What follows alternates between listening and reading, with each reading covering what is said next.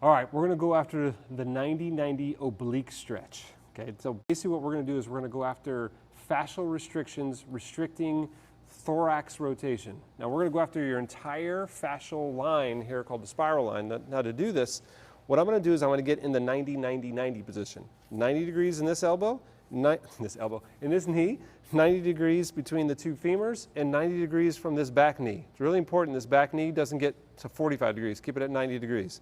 So 90-90-90. I'm going to dorsiflex the toes, right?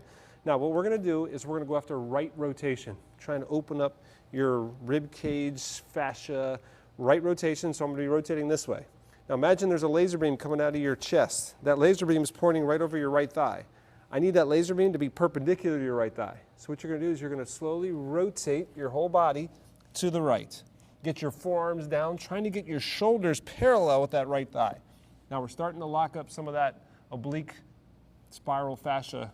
Now what you're going to feel is you're going to feel like your left shoulder wants to go up in the air. I want you to try and drop that left shoulder down. Take huge breaths here. We're going to breathe in through the nose, expand your rib cage, and breathe out. Trying to fill up as much oxygen in your rib cage, expanding the rib cage. And breathe out. As you breathe out, try and sink that left shoulder down to the ground. Now you're going to take your left hand, reach your left hand out in front of you as far as you can. Notice the left shoulder goes up in the air. From here, we're going to take a big breath in. As you breathe out, you're going to drop the left shoulder. Keep that hand off the ground, and I'm reaching and trying to drop that left shoulder. Big breath in. As I breathe out, I'm reaching, dropping that left shoulder. You really start to feel that spiral fascial line. Now after maybe 2 or 3 breaths, we're going to go to what's called the full press up. So here's the press up. Both elbows locked, shoulders parallel with my right thighs. Get it, rotate as much as you can. Big breath in again, expand your rib cage. As you breathe out, we're going to go all the way down. All the way down to the ground. From here, again, breaths. Breathe out and reach with that left hand. Slide it up along the ground. Big breath in and breathe. I like doing at least 3 breaths, maybe 4 breaths each side, really relaxing, trying to stretch your hands out in front of you, heads down on the ground. Come back up and take a little breath. Now what you're going to do is you're going to switch. We're going to get both sides here. So again, 90-90-90. We would twist to the left, working left rotation now. From here, just to repeat real quick, big breath in. Breathe out. Big breath in. Breathe out, dropping the right shoulder. You're going to reach with the right hand. Right shoulder is going to come up. Take a big breath in. As you breathe out, drop that right shoulder. Big breath in. Breathe out. After 2 or 3 breaths, dropping that right shoulder. Full press up. Big breath in. Breathe out.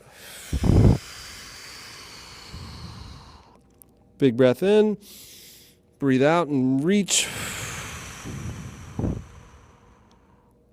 I like 2 to 4 breaths, 3 to 4 breaths for sure. And come back up. That's that 90-90 oblique stretch. Great one for more shoulder turn. This is bird dog with hip extensions with external rotation. So a bird dog is this. You just get on your hands and knees, find neutral posture, and you're going to go ahead and extend your hip. That's a bird dog. But we're going to do this with a little twist. I'm going to turn with my butt facing you just so you can see this. I want you to watch my foot. So I get in my neutral posture, arch my back, flatten my back, arch my back, find neutral. And now from here, here's a normal bird dog. This time we're going to do, as we go out, we're going to turn the foot out. Okay, so it looks like this. Really try and keep your lumbar spine as stable as you can, but that's bird dog with external rotation. That right there is a great exercise to loosen up the hips, get you a little better posture and hip turn in your golf swing. Try it out. This is called the Bretzel. It was named after a guy by the name of Brett Jones, who's a great trainer who actually developed this exercise. We thought he looked like a pretzel, so we just called it the Bretzel. Okay, now here's what a Bretzel is. You're gonna lay on your side. I'll lay on my left side first. I'm gonna bring my right leg up, take my left hand, grab onto my right thigh, right onto my hamstring. My left leg is gonna come back behind me, my knees bent. I'm gonna take my right hand and grab my right foot. Okay, now this is the pretzel looking position. Now the whole goal here is to try and elongate your rotational muscles. So I'm gonna get a bigger turn, a bigger separation between my upper body and my lower body. but we're going to use a little muscle activation technique. What you're going to do is when we go, you're going to take a big breath in, and then as you breathe in, you're going to take your right leg, you're going to try and drive your right leg this way. You're going to take your left foot, you're going to try and drive your left foot this way, but your hands are going to resist. As soon as I breathe out, I'm going to let go of everything, let everything relax. So it looks just like this. You can put a pillow for your head if you want, and from here, we're going to go ahead and we're going to push, breathe in, and resist, and then breathe out, and let everything just relax. Let your shoulder drop, and now when you get to as far as you can, let's go ahead and breathe in and push again. Breathe in and resist, and breathe out. You should be able to go a little farther.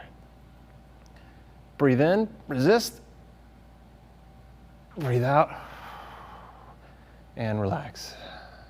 It's one of those good feeling stretches. Make sure you flip over, get the other side. That's called the Bretzel.